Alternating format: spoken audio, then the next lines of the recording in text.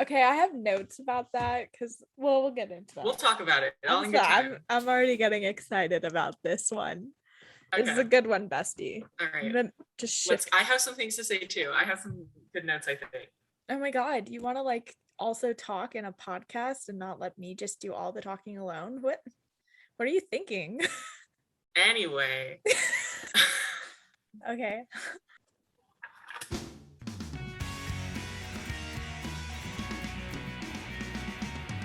Hello, and welcome to Young Adult Reviews, where two youngish adults review books meant for much younger adults. Or children. I'm Chloe. And I'm Honor, and this week we are discussing The Sands of Arawiya duology by Hafsa Faisal. And if you haven't read it yet, here's the spoiler warning.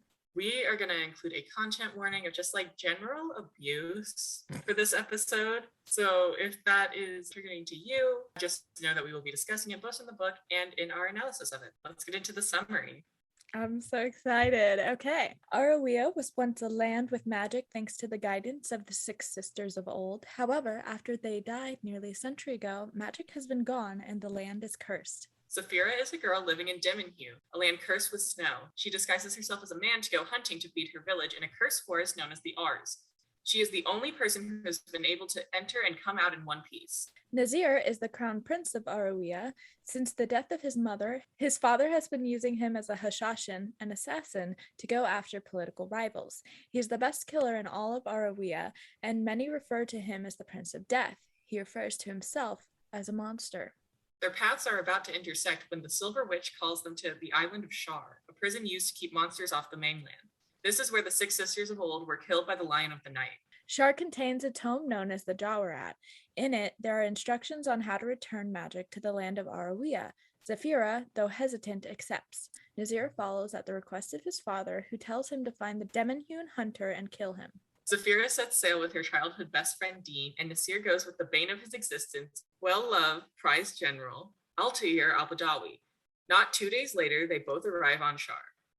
It doesn't take too long for the two groups to intersect. Altair is, unfortunately, a really bad shot, and in trying to shoot an Ifrit monster behind Zephyra and Dean, he accidentally hits Dean instead, and he dies. Oops! Zephyra is heartbroken, but eventually has to team up with Nasir and Altair, even though she knows they are probably going to kill her. In another confrontation with Ifrit, two more people arrive. Kifa, one of the 9 elite fighters from Pelusia, and Benjamin, an immortal Safi. They are all here for the same reason, so they assemble into a Kumra. The gang is all here, and it's time to really get going. Benjamin explains that on Shar and in the Arts, because the land has absorbed so much of the Six Sisters' magic, everyone is able to use their affinities that they would have if magic were still a thing. Zephyra learns that she is a da'ira, a compass. It's the reason she could keep returning from the Ars time and time again. Benjamin also drops the bomb that the Lion of the Night is still alive, and he's the one that they'll be facing on Shar. Kind of buried the lead on that one, Benny boy. Sorry, Benny boy! Through their journey on Shar, the Kumra grows closer, and Zephyra starts to see sides of Nasir that she never could have imagined. He has burn scars on his back, and he's quite sensitive, and very caring when he tries to be. The tension is off the charts, folks. Meanwhile, Nazir is coming to terms with having to kill these people. But also, what if he doesn't have to be a monster? He's never considered that before. Even with Zephyra's compass abilities, they seem to get lost on Shar. One night, she gets kidnapped and finds herself in the home of the Lion of the Night. They also have some weird tension. He is the darkness that she has always been drawn to in the Ars. Nazir comes to save her with the rest of the Kumra, of course. The lion tells him that Altair has been his brother the whole time. Crazy! Also, the Sultan is being corrupted by the lion by the medallion on his neck. Once they all escape from the lion, Nasir and Altair learn that their mother is alive. More than alive, she's the Silver Witch who turned out to be one of the Six Sisters of old, the Warden of Shar. Talk about complicated family dynamics. This means that Nasir and Altair can use magic without an outside force. Surprising no one, Nasir commands shadow and Altair commands light. Zephyra goes off on her own to find the Jawarat, and she does, but unfortunately, in order to get to it, you have to use Dim Sur, blood magic. She kind of forgot she cut herself, so she kind of accidentally binds herself to this incredible, powerful, magical object. Double fuck, bro. The lion comes to retrieve the Jawarat, but the Kumra is there, ready to face off. They realize that the hearts of the sisters are buried beneath surrounding trees. They have to grab them in order to restore magic. They do that, but the lion still manages to get in a fatal blow on Benjamin. Ouch, but no time to mourn. The island is collapsing. They gotta go. Back on the boat, they do a heart count and find that they only have 4. That's okay, Altair has it. They do a head count and they come up 1 member short of a full Kumra. They have left Altair on the island and the Silver Witch refuses to turn around to go and get him. In an epilogue, we find out that the lion is Altair's father, as if this family needed any more drama. In book 2, the name of the game is returning the hearts to the 5 minarets of the Caliphate. When all 5 hearts are restored, magic will return. Easy peasy. Except the hearts are dying, and Altair still has one in the clutches of the lion. They return the hearts that they can, and then they try and focus on finding Altair with blood magic. They find him all right, but he doesn't want to go with them. The lion sweeps away with Altair and Benjamin's wife Aya, who is the healer. Back in Sultan's Keep, Nasir removes the medallion from his father, and it looks like the lion's hold has shaken from him. Long story short, it's not, but the lion doesn't reveal this until a big party where all the dignitaries are there and chooses that moment to kill every political figure in Arawiya, including the Sultan. The lion intends to put the heart Altair grabbed into his own chest. That's why he needed a healer. Altair hadn't considered that his plan could go so wrong, and in trying to stop him, loses an eye. In the chaos of the fight at the palace, Zephyr takes an arrow to the chest. Nasir thinks she's dead, and he's absolutely heartbroken. But surprise!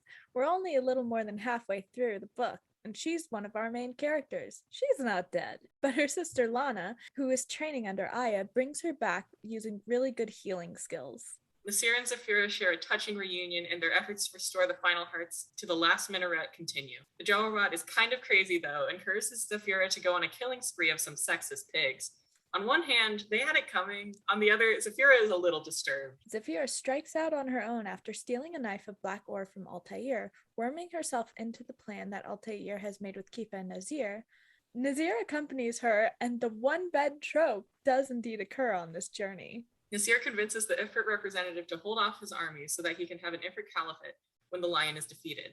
Far cry from the cold-blooded killer he used to be. Then he and Zephyr join Altair and Kifa in Sultan's Keep, only to find that Arawiya's equivalent of the tragedy of the Library of Alexandria is happening. Further questioning makes them realize that the fire is an illusion, and the Silver Witch is making it happen in an attempt to draw out the lion from his wards around the castle. It works. Zephyr rips his beating heart from his chest, and they go to the final minaret to place it, and the heart crumbles to dust in Zephyra's hands. The Silver Witch steps forward. She never had a minaret due to her position as Warden of Shar, but says that she was saving her heart for this moment. Her heart goes to the minaret, and the day is saved. At Nasir's coronation, he steps down from the throne and appoints Altair, who is the perfect man for the job and beloved by the people. Nasir becomes the Caliph of Sarasit. Zephyra goes home, but realizes that she would be so much happier with her prince, so she goes to him. They are so in love, they marry, and they live happily ever after. Aww. Yes! Okay, such a cute ending. Absolutely. Still gushing over it. So fucking cute. Honor, what did you think of this book? I loved it. This book is amazing. It hit everything I needed it to. Like, it was just spot on for the entire way through the book. All the characters were well-rounded. They were funny and got along well in their own ways, but they were all also individuals in their own rights. The story and the plot line was so interesting because you're kind of wondering how they're going to actually make it through with this big bad lion character that seems unstoppable at many points in the book. Mm-hmm. It was phenomenal. Great. Loved it. What about you? Mm-hmm. I'm not gonna lie, I was confused at the beginning. For like the first 100 pages, I was like, what the fuck is happening? But I'm starting to think that might just be a me thing. Because it's this wonderfully crafted world that is so detailed and it feels so incredibly lived in. And it's like you are coming from, at least like my background personally, like no idea of like any of like the culture that this is based off. Faisal said herself that she wanted to base this like off purely like Middle Eastern culture and kind of wanted to stay away from like the West Asian cultures that are sometimes wrongfully associated with Middle Eastern cultures, or rather like incorrectly associated with them. So it's like very well researched, very lived in.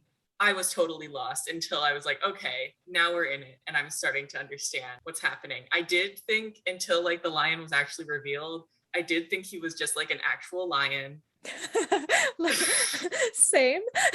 Because like here's the thing they were like, oh, like he's on Shar and that's where monsters go, And I'm like, oh, so it's just like this lion that gains sentience. That sounds like a monster to me. But it turns out he's just half sap and half Ifrit. You're like Narnia, but the lion's bad.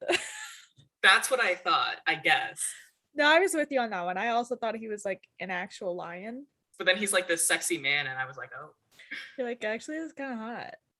Was it like, a little no, hot? He's a bad guy. He's a bad guy. Call me. Yeah, no, the characters were absolutely phenomenal. This book does found family so well because one of the major themes of the book is love and like what we do for love and what love does for us, and we can get into that a little bit later. But the love that these characters share between themselves, it's so incredibly interesting because you touch upon almost every single kind of relationship in this book and the kind of love that goes between it. Like we have sisters that like aren't related but it feels like they are, lovers, brothers, fathers and sons, you know. And even if there is no love to be had there, Faisal does this really interesting thing where she explores admiration being a type of love. And that's like what Altair feels for the lion. He's like, I don't know if I loved him, but I did like understand him. And I felt where he was coming from. It's just like understanding as a form of love. That's really kind of beautiful because it kind of shows that we could all use a little bit of love in our lives and just give people that through our understanding. Yeah, I agree. That was excellently said. Yeah. So I wanted to kind of go back and talk about just getting into books that are like these are the high fantasy stories that Absolutely high fantasy, yeah. Absolutely high fantasy. They kind of delve into some of the cultures that we have here on Earth, our world, if you will. But I think one of the biggest things with books like these is it's always hard to get into it first because you're going into new cultures, new ideas, new worlds. And so many authors shove all of that world building in at the beginning that make the first like 100 pages or so like difficult to get through. I think personally, this one was really well done. I didn't feel bombarded with the information. However, I mean, it's still going to be heavy because you're learning a whole new world. And so there was that moment of like, okay, I'm kind of getting through and learning this at my own pace because I don't know any of it yet. But I thought she did a wonderful job of spreading that knowledge throughout the book instead of just jamming it all in the first chapter. I also think one of the things that's helpful to me, at least in books like this, is I don't even try to understand what's happening. I just go with the flow, and at some point I figure it out. And I think that's the difference on why it's so hard for you to get through it, because I feel like you're always trying to figure it out because you're always like texting me and you're like, what? No, literally, like I am so confused. And the thing is, like, eventually I reach the point where I'm like, I just have to accept this and then I will understand eventually. But I go into every book I read like wanting to understand right off the bat. And the fact of the matter is, like, I just can't. Like, you got to learn. But I think by the time they actually set off on their journey to Shar, I was like, okay, this is the world. I am comfortable in the world. So by the time they began their journey, I was ready to begin my journey with them, you know? I agree. But the first act almost was, because the books are separated into 3 acts a piece. And the first act, I was like, okay, this is reconnaissance. I am learning. What are we dealing with here? Yeah, I feel like probably just because I've read enough of these types of books that I'm just comfortable with just going in and not knowing from the get-go. And that's where that comes in. But I also felt like it was really well done up till, like you said, when they started off in their journey. I was like, okay, I have the understanding. I'm invested in the story now. I get what they're doing and what they're talking about. So I agree with you. It was really the kind of end of Act 1 that it was ready. Yeah. I would like to talk about the magic system in this world because I think it's totally unique. I'm trying to think of like something to compare it to, but I can't quite think of anything. Maybe like My Hero Academia, if you like anime. But basically the way the magic system works in this world is that everyone has their own trait, and like some of them are more common than others. Like, for example, Zephyra's is really rare to be a compass like she is, but the fact that everyone is just like born with magic and it's innate, but you still need these conduits to kind of spread it across the land, and without them they go away. So I loved how she set that up. There's stakes, there's something that's missing, and it's like this kind of hope for the future because magic makes the world a better place in this world. I thought the magic was interesting because even with the fact that it was supposedly gone, she still innately had it when she was in the R's or when she was near someone that had that power still, like the lion and the silver witch. So I thought that was interesting because it gave her the ability to understand her magic without actually having her magic. Mm-hmm. So that by the time they were ready, give magic back, she had that ability and understanding of use of it. Right. Another thing is that it's not just the sisters' hearts in the minarets or whatever that have to give the magic to people. It's also you being willing to not suppress that part of yourself. Because we look at Nasir, who technically has had magic his whole life, but he didn't use it until he was on Shar. Because he had been repressing that from largely as a result of the abuse from his father, who was like, don't think, don't do anything, you're stupid, you're a dog, etc., etc. Right. And I think that also comes from the fact that, first of all, none of them were trained with magic. Mm-hmm. All they knew about magic was that it didn't exist anymore, supposedly. Mm-hmm. So if you don't know that you could have magic, you wouldn't think, oh, this thing I feel is magic. So I think that's one of the things that stopped him from understanding and using it. The other thing is he didn't know that he was a descendant of the six sisters. That's true. So not knowing that, he would think that his magic is suppressed. He would think he doesn't have any. So he probably wouldn't try to use it. Exactly. And he never had any moment where it kind of like exploded out of him or anything like that. Except on Shar. Until Shar, right. And then there weren't any moments that he would have realized he had it because the kind of times that it popped up, he thought because it was just darkness that he was just like in darkness. You know what I mean? He was like, I'm just brooding. Literally. He was like, so oh, funny. The darkening edges is me being angry. But then we're looking at the opposite with Altair, who did know that he had magic, but they don't reveal this until like the end of book 2, and I just like to talk about it because it's fucking heartbreaking. Basically, Nasir's like, why don't you just use light? And he's like, I didn't really train with it too much, you know? And Nasir was like, why not? Altair is half Safin, or he thought he was half Safin. He is part Safin. I mean, technically he is part Safin. So he's a quarter Safin, quarter Ifrit, and half Sila. Yeah. Anyway, Altair is like immortal, and he's like 90. You don't realize that he's 90 until like the end of book 1, I think it says. But he said granddaddy. He said granddaddy. Would hit it. I will gush about Altair later, but right now I'm gushing about how sad he is. But he is explaining to Nasir, he's like, well, let's look at this. I am as old as the disappearance of magic, because he was born at the same time that his mother assumed the form of Sultana. Every time I used light, when I was away from home, I'd come back and you had a fire poker burn on you. So I thought you were being punished for what I was doing. I thought I stole magic and you were being punished for it. That's why I didn't practice with it. The thing is, though, like, I love Nasir and Altair's relationship so much because even before they realized they were brothers, they had a brotherly relationship. Literally. They were like, I can't fucking stand you. I hate you so much. I wish you were dead. I could kill you, you know? And then they just, like, don't do it. And Zephyr is, like, watching them, and she's like, they have a respect for each other. Literally, her side commentary about them was so funny. She's like, they hate each other, but also they love each other, and that's good. Good for them. She's like, I don't even know if they know that they love each other, but they do. They literally did not. They were like, this fucking bitch. But their brotherly love just kind of like transcended like Nasir's need to know it. And Altair still like sought out that relationship with him. Given like part of it was he had like this grand plan to restore magic. And at the end of that plan, it was always Nasir is going to be the Sultan. Nasir is going to be a Sultan. So when Nasir was like, actually, it's going to be you because you worked so hard for this for so long and you deserve it and everyone loves you.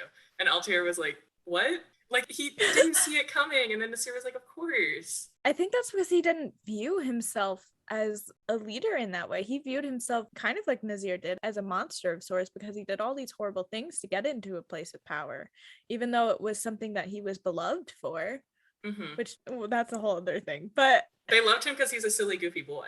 And he is. I'm with them on that one.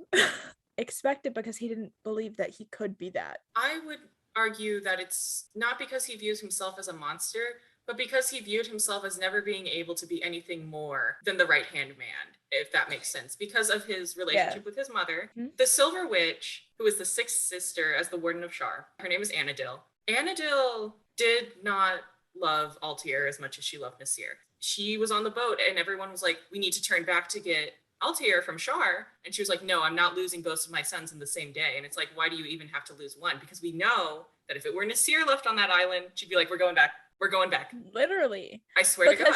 Because when she looked at Altair, she saw the lion, nothing else. And Which even sucks. It wasn't until the very end when he helped destroy the lion and became a leader of power that she was like, oh, actually, you're not that bad. And it's like, wow, well, great for you to notice that 90 years later. I have some things to say about Anadil. She has some moments. Anadil has some issues because basically Anadil's whole thing is she was the warden of Shar. The lion goes there. He manipulates her into being like, oh, your sisters are afraid of you. They just want your power. You're the most powerful. You could take them all down. And so she does. And she helps him kill her sisters, you know? And that is like her biggest regret. And she was in this horrible, like, abusive, manipulative relationship. And she ended up letting that impact her relationship with her child. And that is like, I can't even say if that's like, Anadil's relationship with the lion ended up tainting her relationship with her first son. And I can't say if that's right, because I can only imagine it would be so hard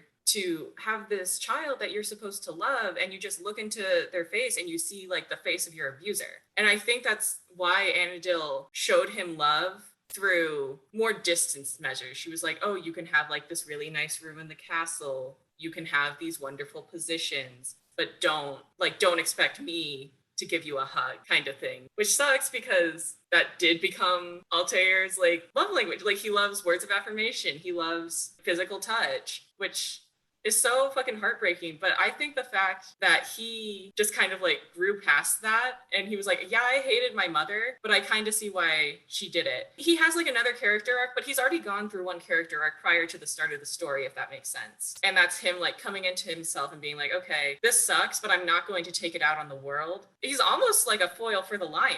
Because he is this child that is from two worlds, and the lion was treated with prejudice for that, and he lashed out in anger. But Altair was from these two worlds, and he's like, okay, I can't let this hurt the people around me. I'm going to use it to help them. I'm going to use my gifts to help them. And I think, unlike father, like son, you know? But I think there's a difference with how they grew up that created that change between them. Because yes, they were both that same idea of being between two worlds, but with the lion, he lost his mother because he was born. Both sides knew that he was this mixture of two worlds and disliked him because he was that. He wasn't Ifrit enough, and he was too Ifrit for the others. The Safi, yeah. Yeah, the Safi. Whereas Altair didn't show the world that he was from two worlds. He chose one, stuck with that, and he didn't have any horrible things like the death of the lion's father that the lion had to go through right in front of him. So he didn't have all that trauma, that backlash, that horrible nurturing childhood that the lion had. And so Altair, yeah, he had mommy issues because mommy wouldn't say good job, but and give him a pat on the back. But he didn't have to go through all of that trauma and all that backlash that the lion did, because he didn't expose who he truly was. Not until the end, when people had accepted him. You know what?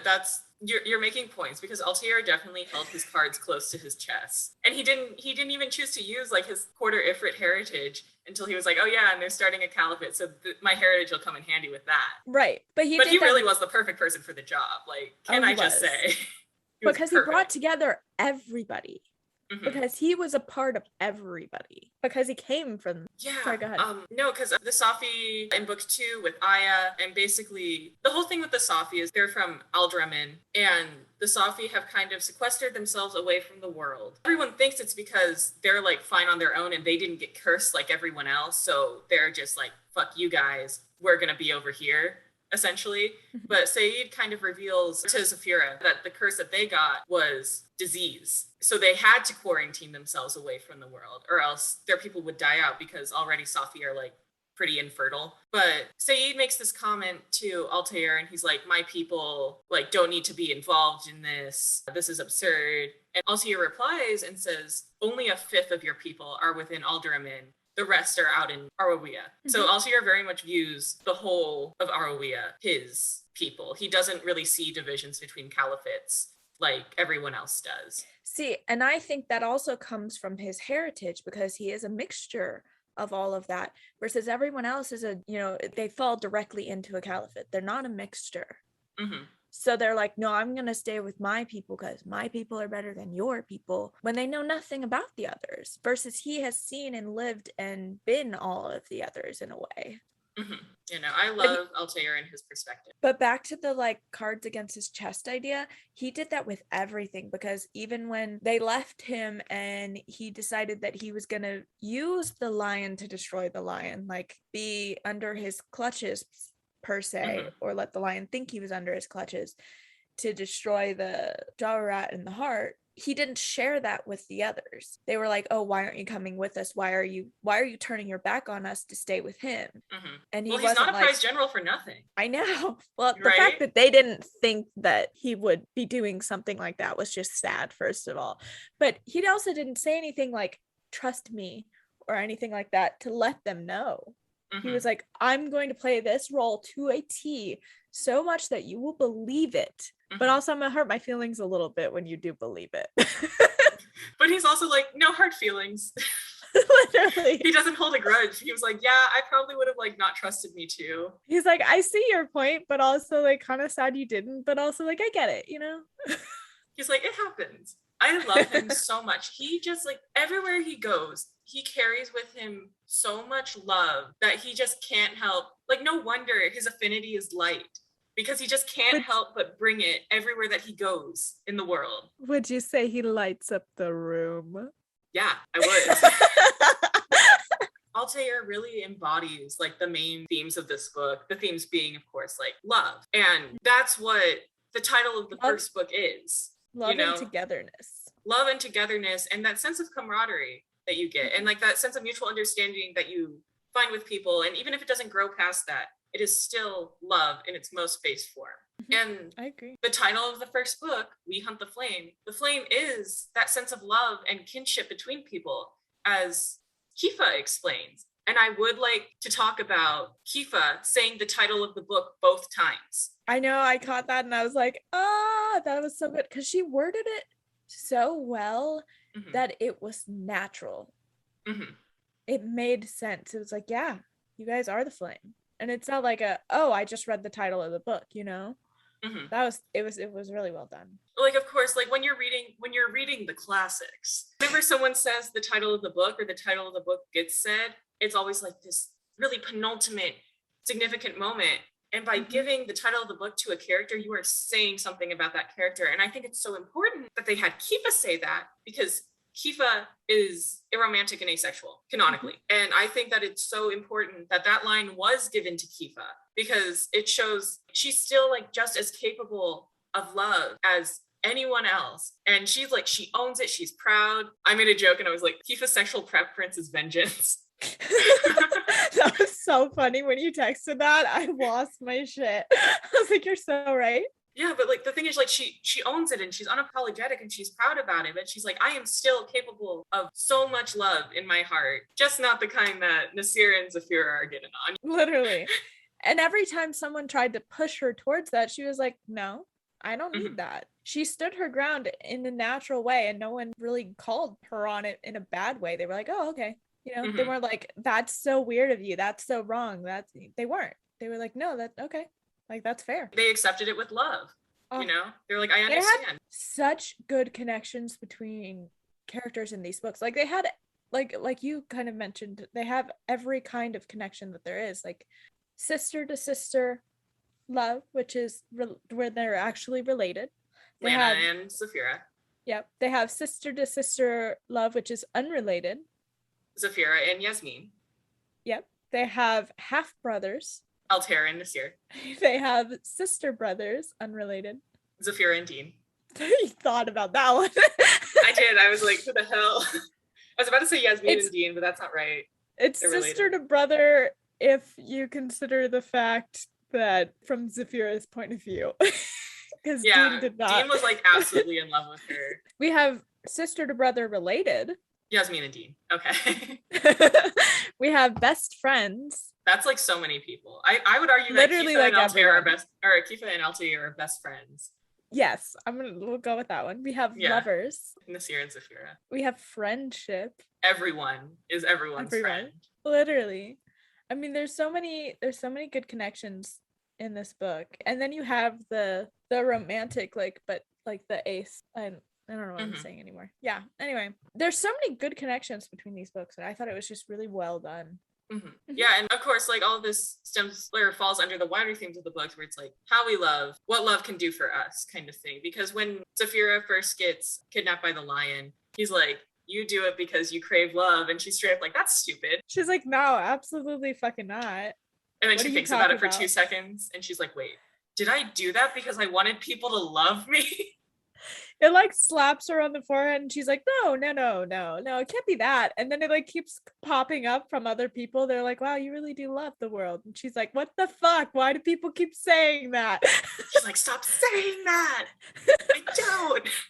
And then she at the end accepts of the book, she's like, "Oh yeah, you know what? I guess you're right. I love people." But then from Nasir's perspective, it's also very interesting because he seeks the love of his father by killing people. All he wants is like a crumb of approval. He just wants to be told, "I'm proud of you." Literally. And everything he does for that until he realizes that he can find that sense of gratification elsewhere through like Zephyra and Altair. And I just think But it's never so from himself. never from himself. I just think it's He could so not get that. incredibly touching because there's this one scene where Kiefer's like, "Oh, like I'm letting you do that because you're my friend." He's like, "Friend?" Literally. That was so cute. He was He's like, "That's "Wait, crazy. what?" I have a friend." And she's like, "Dude, we've been here. Like it's been this way for a while." He's like, were we not friends on Shar? Like, did you not Right. realize that? And he's like, "Friend." Yeah, because I think he really starts to undergo his character arc from realizing that he doesn't have to be a monster when he realizes how much people are just like willing to love him as he is, and he doesn't have to like kill for them or put up with verbal abuse, you know? I agree. I think that happened on Shar when he started to bond with all of the others. He was like, "Wait a minute." It was like in the back of his head, he was like, "Would this work? Could this work? If I don't kill them, do I have friends?" You could see like the math like running in front of his eyes. It's like, if I don't kill them, how many friends will I have? Oh, I have something to talk about. Last night we were texting and we were talking and you were like, "I'm getting major Prim vibes from Lana." Yes. Okay, you cannot tell me I'm wrong because they are the exact same character in the same font. Bestie, Like, you're not wrong because like I realized one slightly cursive maybe. you're not wrong because I was doing some research this morning before we recorded, and the question that Hafsa Faisal asked herself was, what if the Hunger Games was set in a fantasy world? And then she wrote this book. Oh my god, that's so funny because we were literally comparing all of the characters. We're like, to the Dean Hunger is Games Gale, characters. Zephyra is Katniss. Except, Yeah. I would argue the characters in this book are better. Who said that? Who said No, that? I would say that. I said it. We said it. said it. We said it. We said it. No, they 'cause are. We were talking about this, and do you want to talk about the Lana thing? Yeah, well, we can go Lana's through better each than character. Prim. Yeah, so Lana is better than Prim because she basically has more motive for herself. Also, they're both healers, which I thought was interesting. They're both younger, sweet, small little sisters that the older ones feel like they need to protect. Except but in that reality, they've matured much quicker than they thought. They have. And Lana makes that very clear to Zephyr, and Zephyr goes and accepts it. She goes, "Okay, like you're growing up. That's good. Like we've been waiting for this." And then she's kind of like, there's a moment where she's like, "When did that happen?" And Lana's like, "It's been here all along. You just haven't paid attention," kind of thing. And Zephyr goes, "Okay, well, I will be paying attention from now on." Versus Katniss did not. Katniss was like, "You are the baby sister. You need protection. You can't do anything. I'm going to keep you in a little cage." And then she died anyway. Yikes. Okay, good news is Lana does not. Yeah, like spoiler alerts, Lana doesn't die. Because I know we started making the Prim connection, and I was like, and then you were like, she doesn't die, and I was like, thank God. No, I really thought that Lana was about to get Prim, but no, they did Gale instead. they Primmed Gale, but I think that maybe Lana didn't suffer the same fate as Prim because Zephyra took her seriously, because Lana did not feel like she had anything else to prove, because she was already recognized. Zephyra recognized what she was capable of, and she said, "I believe you." And then when she said to stay because this is dangerous for the final battle, Lana listened. Yes, because she was being taken seriously. Because when you're constantly put down, you're constantly said, "No, you can't do this, you can't do this, you can't do this," you feel like you have something to prove. But Zephyra said, "You can do this. I accept that you can do it, and I want you to be able to do that and be able to grow." And Lana said, "Okay, good. Thank you." I also like Lana because She's like Prim, except her interest in the medical field is almost like macabre. Because Right? when Zephyra uses the Jorat to tear apart the Demenhune Caliph, they're like literally torn in half, intestines spilling on the floor. And Lana's like, they wouldn't let me see him. I wanted to study it. She's like, it's so crazy that we're like so gross inside, but all our bones are pretty white. But they And wouldn't let me everyone's go like, what look. the fuck? No, like, He was a healer. Like that was Prim could her never. thing. Prim Prim could could never. never. Lana did though. Love Lana her. did. I love her so much. She was good. And then there was the connection between Dean and Gale, because he was the friend back home that like loved her and helped protect her family while she was hunting and all of that. Except he got primmed because he didn't Because even make it. Altair's a bad shot. Because that was yeah. Altair It is was like like so sad and funny that he was like, listen, I wasn't aiming for you. I was aiming for the Ifrit behind you, but I kind of went towards you, and then he shoved you out of the way. So it hit him. And she's Nazir like, was so like- you weren't even hitting what you were wanting to hit? And he was like, essentially, yes. she was like, why the fuck are you shooting? And he's like, good point. I have no answer for you. And Nazir's like, you dumbass, and like Gibbs smacks him. Do you know that reference? Like just smack on the back Yeah. of the head. They definitely like smack each other. They smack each other around for sure. They're like, you idiot. I love Altair them just so jabs much. with his words. Yep. And then we have the connection. I want to talk about the connection with Zephyr and Katniss, because she was also a better character. She was more rounded. Katniss always had the idea, if we ever read Hunger Games, I'll get into this more. Oh, we But will read Katniss- Hunger Games eventually. We can't Yeah. not. When we get into Hunger Games, I will get into this more. But Katniss very much had this selfish, idolized ideal to get out of everything. She didn't want to protect the world or those around her. She just wanted to protect herself and get through it because she wanted safety and to live, and that was it. But not to live, but to survive, because there is a difference. Right. And Zephyra was very much the opposite. She was like, I have the same set of circumstances, but I'm going to take it and I'm going to do what I can for others to protect them, to give them life, to give them the chance that I didn't have. I would argue that while Katniss's characterization is like realistic, it doesn't necessarily make her more likable. I feel like Zephyra's like innate need to like want to love and to be loved by those around her that she helps, I think it both makes her more likable. And also I think that it couples beautifully with the theming in this book, where it shows that love is an innate part of who we are as humans. And even if we don't realize that we're seeking out love and bringing love in return, we are doing it anyway, even through like acts as small as understanding, acts as small as like hunting for your village, you know. It's just the little ways that we show love by helping those around us. I agree, because I think the biggest thing with Katniss is she didn't have love like that. She had a need for survival and a need to protect those that she cared for. But she never truly loved anything, versus Zephyra loves everything. She's like, you know, I see your goodness and your worth, and I love that, and I will do what I can to protect it and to protect you. Fuck, dude, Katniss didn't even like Peeta that much in the end. No, she literally, that's all. We're gonna get into that when we do Hunger Games. We're not That's going to a whole talk thing. about that. Meanwhile, Zephyra and Nasir are they're so so incredibly in love. But they won't talk about it. That pissed me off the whole book. I was like, talk about it. Say it. You want to say it. You're thinking it. It's beautifully well thought out. Say it to his face. It was so she's like, slow burn enemies to lovers. So good. I was hooked, line, sink, you know? Like they no, had and then like Nasir would say like stupid shit, and then it'd like go to his perspective. Like they at the end of book 1, they kiss, and that's how like he pulls her out of the trance toward the Jorat. Immediately after, he says, that didn't mean anything. And then like it goes to his perspective, and he's like, why did I say that? he cared for her so much, and he had such beautiful sentiments about her every time that his he thought about her. gazelle. This little gazelle. But every time he looked at her, he saw the beauty. He was like, that is my world. That is who I'm living for. And she was like, why the fuck is he staring at me? I mean, he's cute, but like, what's happening?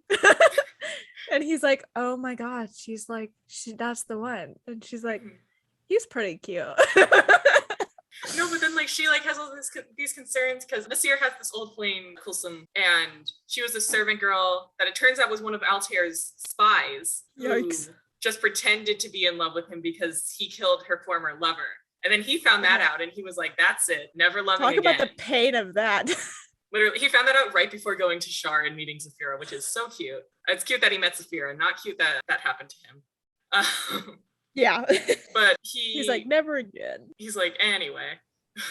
But there's a scene in book 2 where like he sees Kulsum and Zephyra also sees her, and Zephyra's like, oh my god, she's so like pretty and small, and she's like curvy, and I'm just like, I'm so broad-shouldered and tall. And then Nasir like sees her in the dress before the palace ball, and he's like, liquid starlight has fallen down to the earth and morphed into the girl in front of me. I am so in shock and awe right now. She's gorgeous. And then she's like, my shoulders are too broad. And you just think she's so beautiful. I know, but she thinks about him the exact same way, which is so good, because he's like, I'm a monster, I'm horrible, I will never be good, I like am all of these dark, horrible things.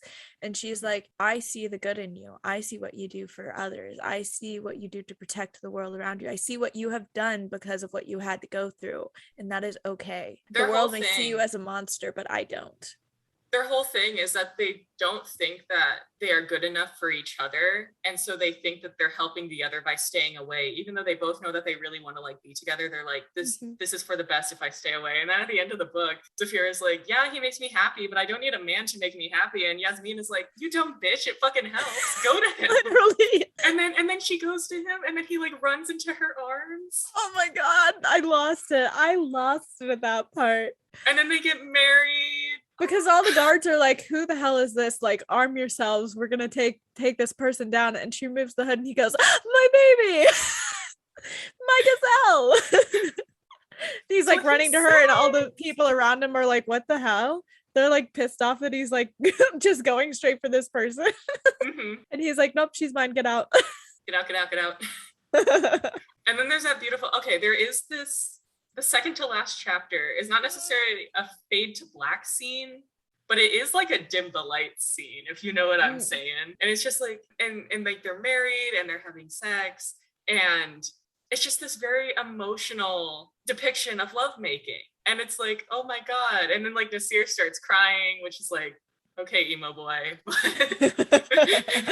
It's like sweet or whatever. It's sweet. It's like this final culmination of like what you've been waiting so long for. And they're like finally together and they're just so in love with each other and they're happy. And he's like, I just can't believe that I'm happy. And like the final line of the second book is to think that once upon a time, he didn't want to feel anything at all. I know. And now he is full of love too.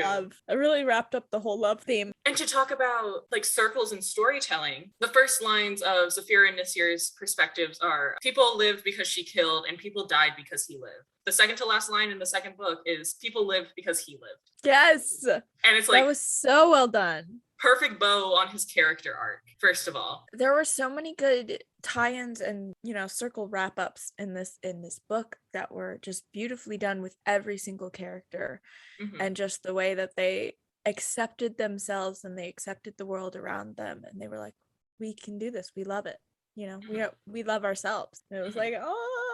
Also the fact that Nasir tied his life to Zephyra and he's like, this is all I want now. I was like, stop, I can't handle this. I was like, it is midnight, I am tired and emotional, like you're gonna make me cry right now.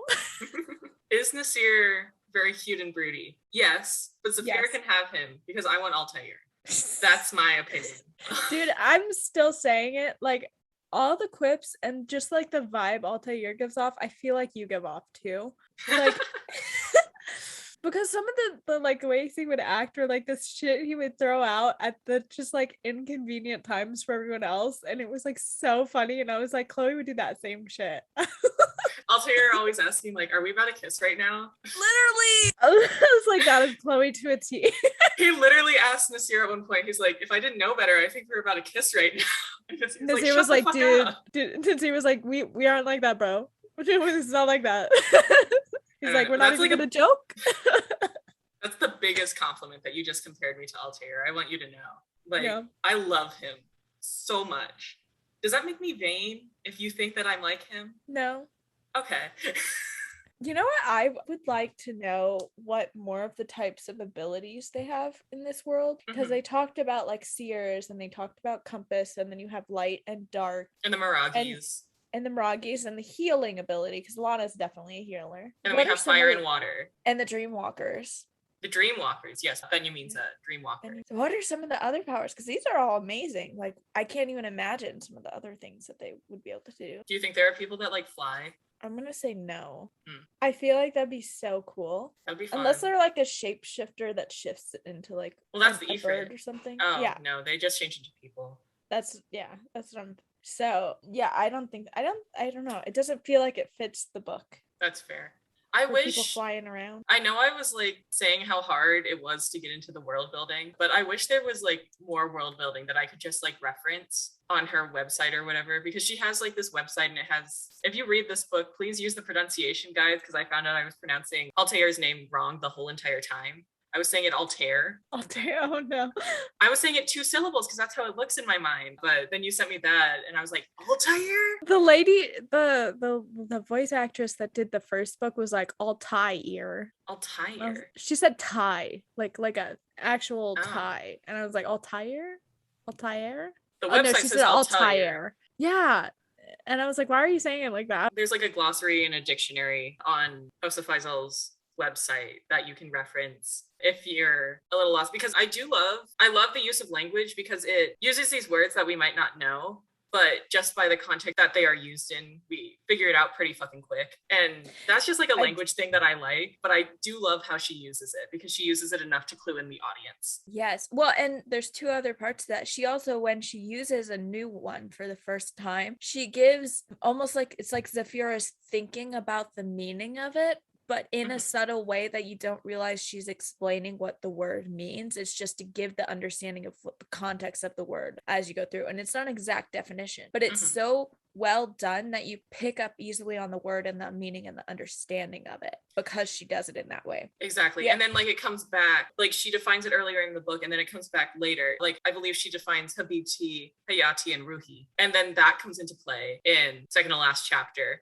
which is like super impactful.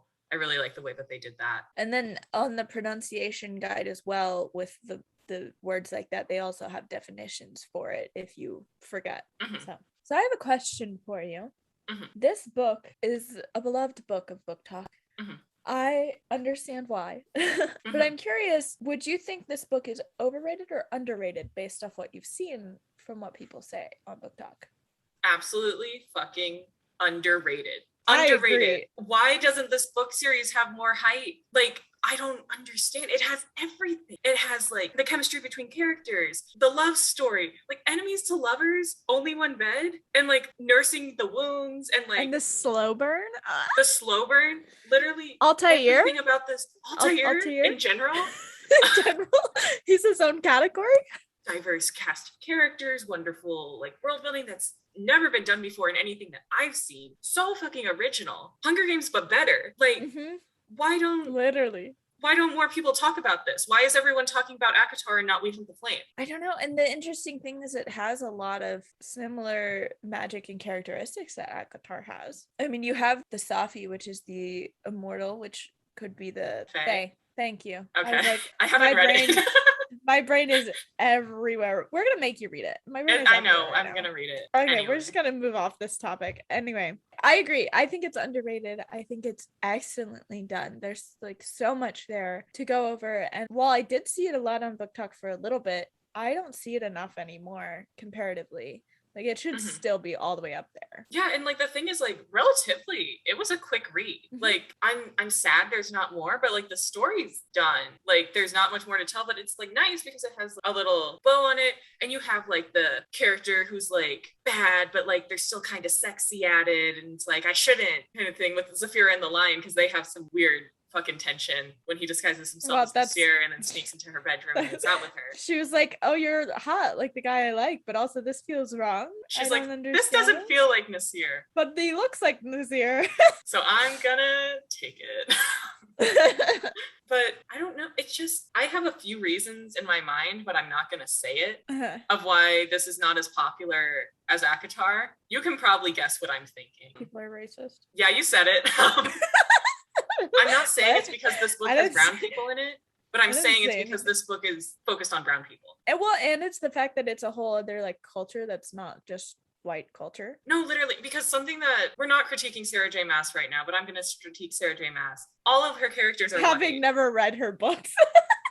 But I know enough. Like, the thing is, like, the problem is so bad that I fucking know about it and I haven't even read about it. I know that the Desi representation is terrible and everyone else is white. Yep. So why That's can't not we even just to talk laud about books? her LGBT? Not even to talk about that, but why can't we just laud books like We Hunt the Flame instead of, which like have everything that people love about ACOTAR and more, instead of just lauding another half-assed book and acknowledging that it's problematic. Yep. I'm not saying that SGM's writing is half-assed. I didn't mean for it to come across that way. But I meant it doesn't have everything that it could. And this book does. So. And when it does include those things, it's not well done in a way that's natural or realistic. It's a forced matter. Mm-hmm. We'll get into when we actually read the books. Yeah. But this is so naturally done. Everything fits well. It's not forced. There's representation for almost anything you could ask for. Literally. Yeah. It's beautifully done. And the fact that this was her debut novel. This is her first book. No, literally. In my research that I was doing on her, I guess she tried writing this book at 17, couldn't get an agent, tried again at 19 through a contest on Twitter. Agents were fighting over her. Like tearing her limb from limb, dying to get a piece of We Hunt the Flame. And then like finally it got published. And she's coming out with another book that I'm dying to read. I think it's like A Tempest of Tea, I believe it's called. And it's like, it's another knife to the throat. So we have that going for us. That's my favorite. Yes, it's called A Tempest of Tea. And I believe it takes place in England. And it's kind of, I want to say she said something about vampires. I don't want to, hold on.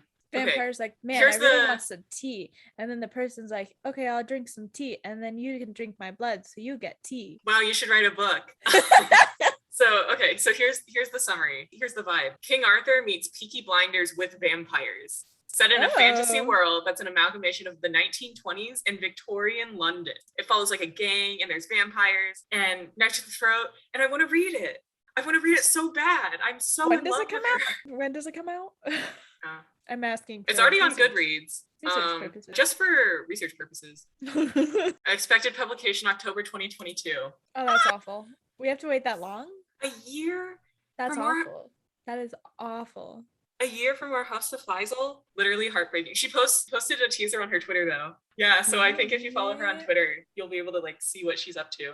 So first of all, the writing in this book is like cinematic. Like there's a lot of really good action sequences. I have trouble usually visualizing action sequences, but I think that this book does it very well. And I was like, I'm dying to see this world on the screen. And it is getting adapted for TV, not by like a major network. Still is happening. But House of Faisal is an executive producer. Stop. That means that she's going to have a lot of creative input, if I'm remembering correctly. That means it might be a good adaptation. Oh, right. That means it might be a good fucking adaptation. I just want to see this world in like Technicolor 4K HD on the screen because it's like so beautiful and you can clearly see like the painstaking research that went into the writing just in like the clothing and the architecture. It's the clothing and the architecture I would say like are the two big things about this that I'm just like dying to see from a production design standpoint. But I'm excited to hopefully see that in the future. I hope it's still like kind of in early phases of development. I hope I can see it in a year or two and maybe it'll have a second wind of popularity because these books are fucking phenomenal and they deserve the Hunger Games treatment. I agree.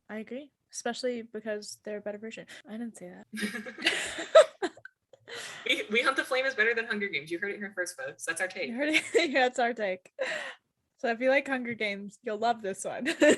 So speaking of what we like, well, how would you rate this book? I think I would rate this book, or this duology, rather. Duology. Yeah, this is one that you kind of have to rate together because it goes so seamlessly into each other. It's just like side A and side B of the same journey, you know? Literally. She's like, we can't make this one book because it's too big, so here is it, but separate.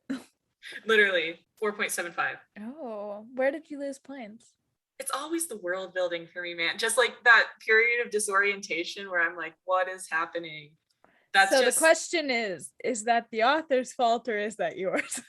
0.25 points deducted for me being a stupid bitch. That's funny. But other than that, it like had everything. It was so good. It was so good. It really was. Like the characters, I'm such a sucker for well-written characters, and every character in this book is so three-dimensional. Like down to most side characters.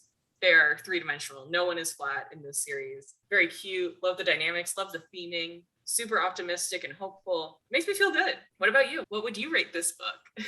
5 out of 5, bestie. Yeah! It had everything. I don't mind world building because if I get confused, I just kind of ignore it until I figure it out. So it had everything I wanted. I was there. Enemies to lovers, knife, or rather Jambia. Jambia to the throat. Scimitar to the throat. She used a scimitar. Yeah, she used Altair swords for that one. Knife, or rather scimitar to the throat. Mm-hmm. I will take it. It had everything I wanted. I cannot say anything bad about this book. Needs more hype. It does. It needs more hype. But that's not bad for the book. That's just bad for people. What are they waiting for? I don't know, honestly. Tell you. Anyway. For the TV show to come out? I don't know. I hope the TV show comes out and it's so good and everyone's like, I gotta read this book series. Literally, I was about to say, I hope it gets a second wind when the TV series comes out. Who would you recommend this book to? I would recommend this book to fans of the Hunger Games. I would recommend this book to feminists. And I'd recommend this book to people who love slow burn enemies to lovers. I recommend this to fans of the Hunger Games. I feel like you would love it. I recommend this to fans of high fantasy novels, people who like good female protagonists, well-rounded characters, amazing storylines. If you like reading, read this book. My answer is everyone. I will shove it in your face. Okay, yeah. I vibe. All right. I'm like, oh, you read this book that's like not at all similar? Read this one too. Just read it. It's so good. Just read it. All right. If you liked what we had to say about We Hunt the Flame, you'll probably like what we have to say about other books too, maybe. You might not. We have some takes. We upload episodes bi-weekly. That is once every other week on Fridays, not twice a week. That is too much reading. Can you imagine reading both of these books in 2 days? Like half a week? I basically did that, yes. Well, that's your fault. Anyway. Like the socials. We also have other social media on Instagram, TikTok, YouTube, and now Goodreads. So follow us there. Our handle is at Young Adult Reviews. Give us a follow and a like there if you like what you see. I did make a Twilight TikTok in the past 2 weeks that kind of popped off. You're at like 80-something thousand, 86,000, 87,000. It's freaking crazy. Yeah, so follow us, get on the train. Just broke 100 followers. Be in the first 1,000. That could be you. That could be you in our first 1,000 followers. You could say you knew us when. Anyway, that is a wrap. No, wait.